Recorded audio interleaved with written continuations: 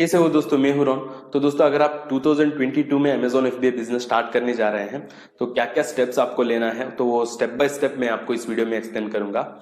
और दोस्तों, उससे पहले आपके मन में कई सारा क्वेश्चंस हो सकता है कि आप क्या बिजनेस स्टार्ट कर सकते हैं, क्या अगर लॉकडाउन होगा तो आपको प्रॉब्लम होगा। तो दोस्तों, सबसे पहले मैं आपको ये कहना चाहता हूँ कि Amazon ने 2021 फोर्थ क्वार्टर में 125.6 बिलियन का रेवेन्यू किया है। मतलब एक दिन के लिए अराउंड 1.3 बिलियन हुआ। और 12 मिलियन से भी ज्यादा प्रोडक्ट अभी Amazon बेच रहे हैं।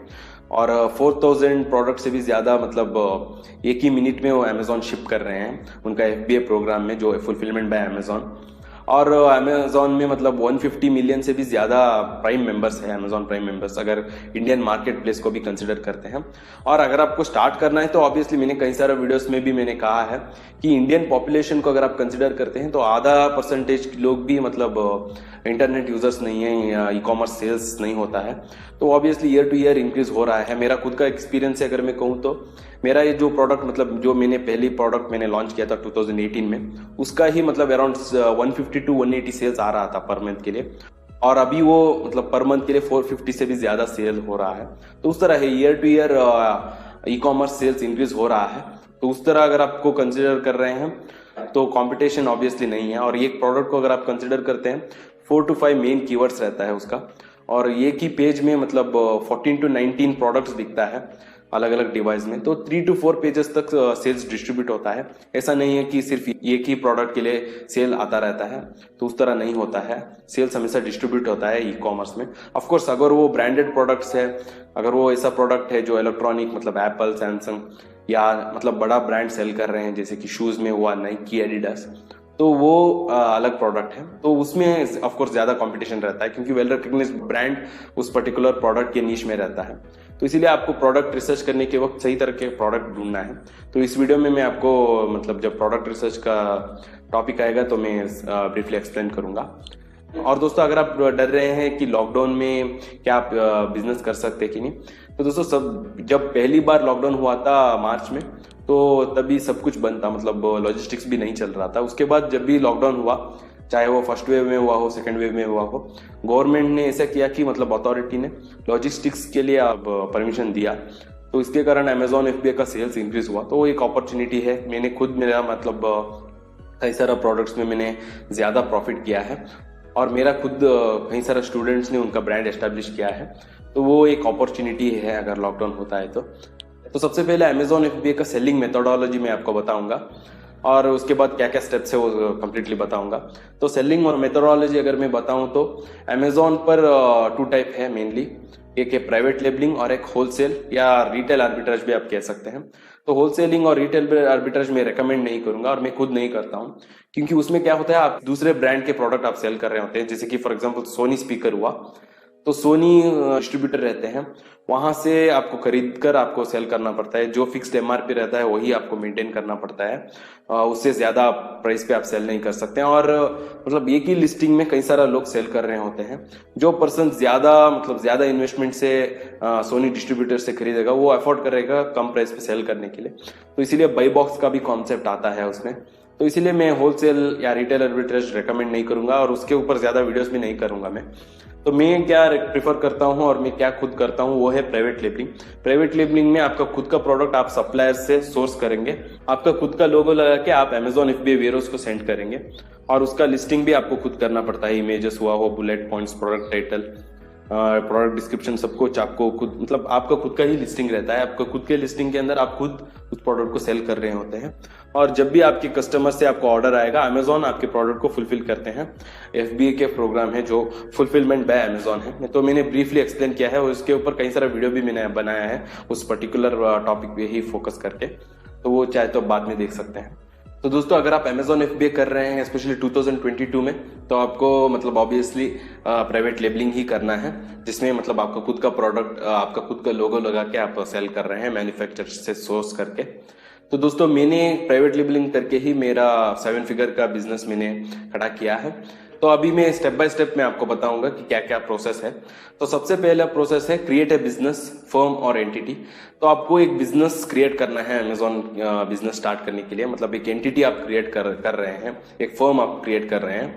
तो क्योंकि अमेजोन एक रियल बिजनेस है, मतलब ऐसा नहीं है कि कोई आप मतलब साइड बिजनेस के जैसा आप कंसिडर करें, क्योंकि इसमें रेवेन्यू भी ज्यादा है और आपको मतलब सब कुछ एक फॉर्मली आपको बिजनेस सेटअप करना है। ऑफ कोर्स मतलब क्या है कि आप चाहे आप जॉब पे जा रहे हो या आप स्टूडेंट हो या आप पेरेंट हो, तो इस बिजनेस को आप कर सकते हैं और इसमें मतलब आपका टाइम इन्वेस्टमेंट भी ज्यादा नहीं रहेगा। और कई सारे लोग क्या करते हैं, जब बिजनेस फर्म मतलब नाम सुनते ही डर जाते हैं। तो दोस्तों मैंने भी मैकेनिकल इंजीनियरिंग किया था, मुझे कोई भी बिजनेस का बैकग्राउंड मतलब पता भी नहीं था। मेरा फैमिली में भी कैसा मतलब कोई भी बिजनेस बैकग्राउंड से नहीं है। उतना कॉम्प्लिकेटेड चीज नहीं है दोस्तों।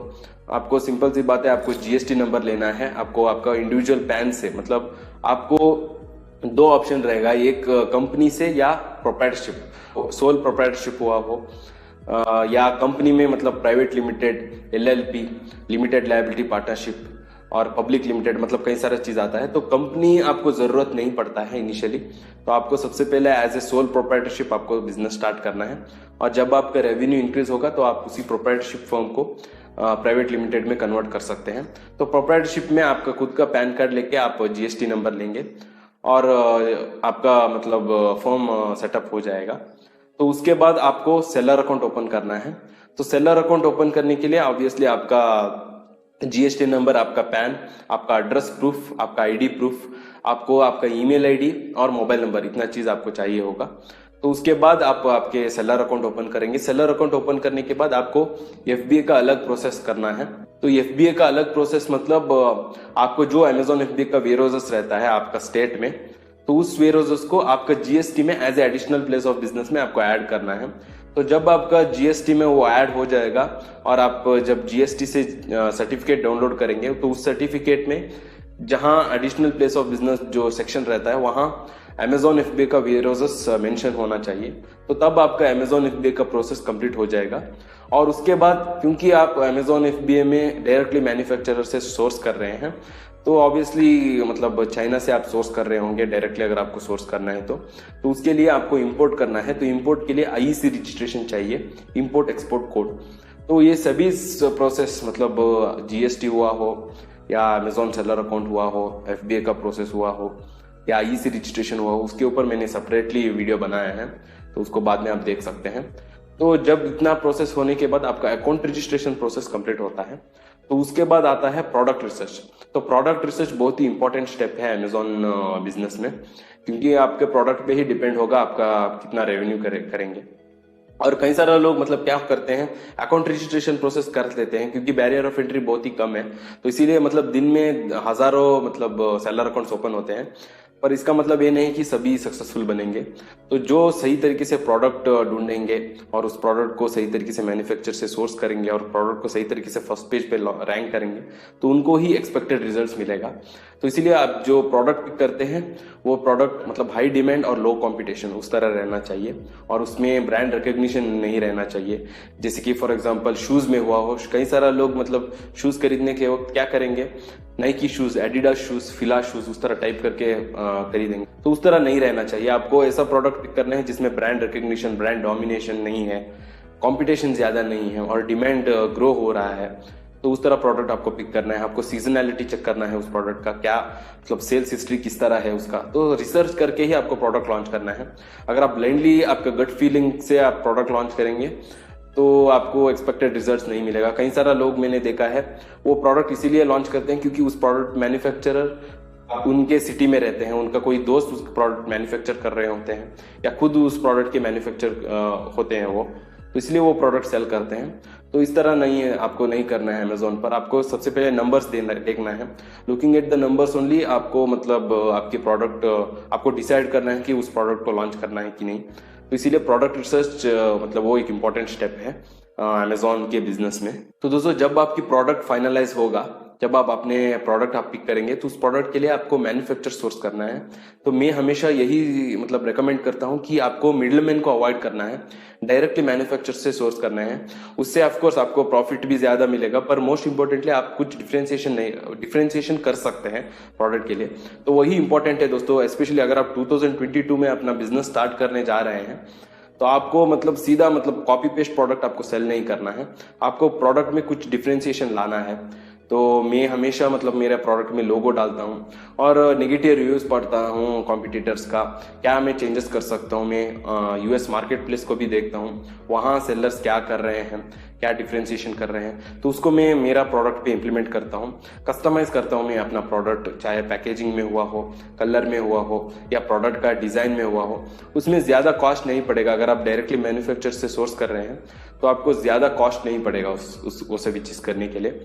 तो वो सब कुछ आपको करना के लिए आपको डायरेक्टली मैन्युफैक्चर से सोर्स करना है। और मैन्युफैक्चर मतलब आपको ऑब्वियसली इंपोर्ट करना पड़ता है, क्योंकि कई सारा प्रोडक्ट इंडिया में मैन्युफैक्चर नहीं होते हैं।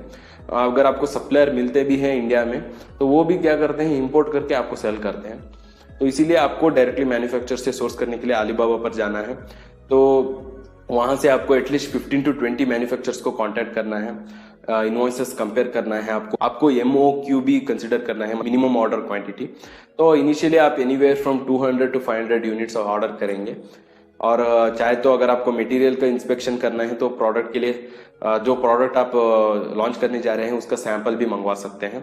तो आपको चेक करके आपको मैन्युफैक्चर को ढूंढना है, तो वो भी इंपॉर्टेंट स्टेप है। और मैन्युफैक्चर को मतलब पिक करने से पहले सबसे आपको कैलकुलेट भी करना पड़ता है, आपके प्रॉफिट आपको कैलकुलेट करना है कि आपके मतलब जो कॉम्पिटिटर्स का एवरेज सेलिंग प्राइस क्या है और आप कितना प्राइस पे आप सेल कर सकते हैं। ऑब्वियसली मतलब Amazon FBA प्राइवेट लेबलिंग में, क्योंकि आप कुछ डिफ्रेंशिएशन कर रहे हैं, आपका प्रोडक्ट मतलब आप खुद सेल कर रहे हैं और आपका प्रोडक्ट एक यूनिक प्रोडक्ट है, ब्रांडेड है, तो आपको प्रीमियम प्राइस पे सेल करना है। तो प्रीमियम प्राइस को ही आपको कंसिडर करना है। और बैकअप प्लान भी रहना चाहिए आपके पास, मतलब ब्रेक इवन प्राइस क्या है, एवरेज कॉम्पिटिटर्स का सेलिंग प्राइस क्या है, तो वो सभी चीज कंसिडर करके और मैन्युफैक्चर से जो आपको इन्वेस्टमेंट लगा रहे हैं आप, तो वो सब कुछ आपको कंसिडर करके आपको एक प्रॉफिट निकालना है उस प्रोडक्ट का। तो अगर आपको प्रॉफिट हो रहा है तभी आपको उस प्रोडक्ट को लॉन्च करना है। तो कैलकुलेटिंग द प्रॉफिट वो अगला स्टेप है। और उसके बाद आपको मैन्युफैक्चरर से शिपिंग मेथड डिसाइड करना है, क्योंकि मतलब आप इंपोर्ट कर रहे हैं तो अलग अलग मेथड्स है, जैसे कि DDU हुआ हो, FOB और DDP। DDU मतलब डिलीवरी ड्यूटीज अनपेड, FOB मतलब फ्री ऑन बोर्ड, EXW मतलब एक्सवर्क्स। तो मैं ब्रीफली एक्सप्लेन करता हूँ। DDU मतलब डेस्टिनेशन डिलीवरी है, मतलब डोर टू डोर आप जहाँ जो डेस्टिनेशन कहते हैं वहां तक सेलर का रिस्पॉन्सिबिलिटी रहता है, आपके सप्लायर का रिस्पॉन्सिबिलिटी रहता है प्रोडक्ट को डिलीवर करने के वक्त। और बीच में मतलब इंडिया में जो कस्टम्स रहता है, वहाँ कस्टम क्लियरेंस के लिए डॉक्यूमेंट्स आपकी तरफ से आपको प्रोवाइड करना पड़ता है और कस्टम ड्यूटी और IGST आपको पे करना पड़ता है। FOB मतलब पोर्ट तक रहता है, तो पोर्ट तक सप्लायर का रिस्पॉन्सिबिलिटी रहता है, पोर्ट से आपका डेस्टिनेशन तक आपका रिस्पॉन्सिबिलिटी रहता है। एक्सवर्क्स मतलब सप्लायर जो रहते हैं मैन्युफैक्चरर्स, तो वो सिर्फ प्रोडक्ट मैन्युफैक्चर करेंगे, बाकी उनके वेयरहाउस से यहाँ इंडिया का जो डेस्टिनेशन है वहां तक आपका ही रिस्पॉन्सिबिलिटी रहेगा। तो मैं यूजुअली DDU को प्रिफर करूंगा, डिलीवरी ड्यूटीज अनपेड। तो वो शिपिंग को आपको डिसाइड करना है आपके मैन्युफैक्चर से। उसके बाद आपको पेमेंट करना है, तो पेमेंट आपको हमेशा सेफली करना है। तो मैंने पेमेंट का भी एक लाइव वीडियो बनाया था पेमेंट करके, तो उसको आप देख सकते हैं। तो आपको पेमेंट का मेथड मतलब मैं यूजुअली ट्रेड एश्योरेंस को प्रीफर करता हूँ। ट्रेड एश्योरेंस मतलब सबसे पहले आपके जो पेमेंट है वो अलीबाबा के पास जाएगा, उसके बाद जब आपके प्रोडक्ट डिलीवर होगा तो आपके मैन्युफैक्चर को रिलीज कर लिया जाएगा। तो पेमेंट करना है और उसके बाद जब वो प्रोडक्शन पे रहेगा तो आपको लिस्टिंग भी क्रिएट करना है आपके अमेजोन के सेलर पोर्टल में। तो लिस्टिंग करने के लिए आपको UPC कोड या GTN एग्जेम्पशन चाहिए, तो मैं यूजुअली UPC कोड को प्रीफर करूंगा। तो मैं एक अलग वीडियो बनाया है मैंने UPC कोड के ऊपर, तो वो देख सकते हैं। आपको लिस्टिंग करना है, उसके लिए इमेजेस, बुलेट पॉइंट्स, जिसे मैंने पहले कहा प्रोडक्ट टाइटल, डिस्क्रिप्शन। आपको लिस्टिंग मतलब ना सिर्फ एस्थेटिकली, आपको कीवर्ड रिच भी बनाना है, क्योंकि अमेजोन एक सर्च इंजन प्लेटफॉर्म है, तो लोग वहां पर जाकर जो उनको पसंद है वो टाइप करके ही आपके प्रोडक्ट ढूंढेंगे।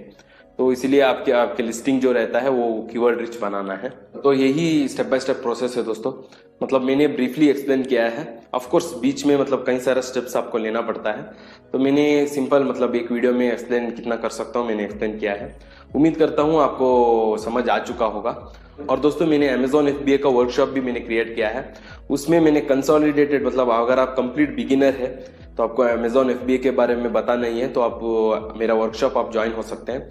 तो उसमें अमेजोन FBA का और जो जो स्टेप्स है उसको मैंने प्रैक्टिकली भी दिखाकर एक्सप्लेन किया है, और उसी के साथ मेरे खुद के बारे में मैंने एक्सप्लेन किया है। तो मेरा वर्कशॉप आप ज्वाइन हो सकते हैं। और अगर आप सीरियस से अमेजोन FBA आप करना चाह रहे हैं और मेरा कई सारा वीडियोस आपने देख लिया है मेरे यूट्यूब चैनल से, तो मेरा मेंटरशिप प्रोग्राम आप कंसिडर कर सकते हैं। आप ट्रायल एंड एरर मेथड आप अवॉइड कर सकते हैं उससे। और मेरे चैनल को भी सब्सक्राइब करना मत भूलिए, मैं और भी ज्यादा वीडियोस में डालता रहूंगा 2022 में। तो बस धन्यवाद दोस्तों, फिर मिलेंगे।